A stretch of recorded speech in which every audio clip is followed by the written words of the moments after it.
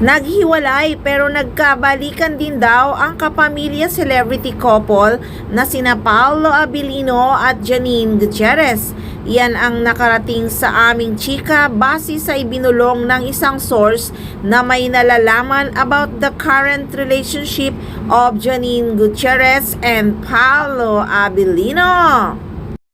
Totoo daw talagang nag-break daw for a while ang dalawang kapamilya stars na tumagal din ng ilang buwan. Pero nagdesisyon umano sila na bigyan ng second chance ang kanilang pagmamahalan. Wala namang maibigay ang aming source kung ano ang naging ugat ng kanilang paghihiwalay. Pero mukhang wala naman daw third party tulad ng lumabas na intriga kamakailan. May chika kasi na nagkakamabutihan daw sina Paolo Abilino at Kim Chiu matapos silang magsama sa hit kapamilya series na Linlang. Ito ang dahilan kung bakit kumalat ang chika na break na sina Paolo at Janine kahit hindi pa naman talaga umaamin ever ang dalawa sa kanilang tunay na relasyon.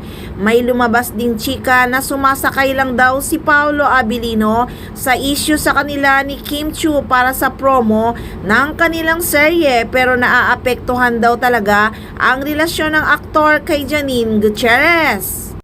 Mas umingay pa ang chismis sa pagitan ni Kim at Pao nang kumpirmahin ng dalaga na totoong hiwalay na sila ni Sian Lim pero nananatili pa rin daw silang magkaibigan.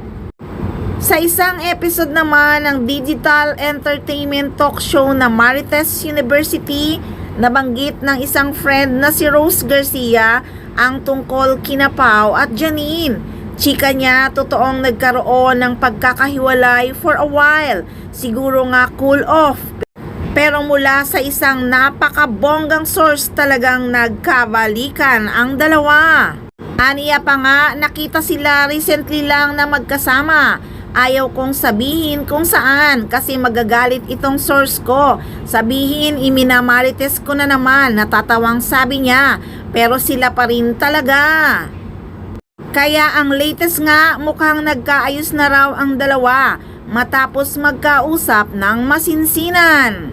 So ano kaya ang second chance na to? Sa kasalan na nga ba mauuwi ang pagmamahalan ng Paunin? So guys, ayan na ang umpisa ng ating ayuda. Kaya abang-abang lang palagi at marami pa tayong aabangang chika ng Paunin na sobrang nakakakilig.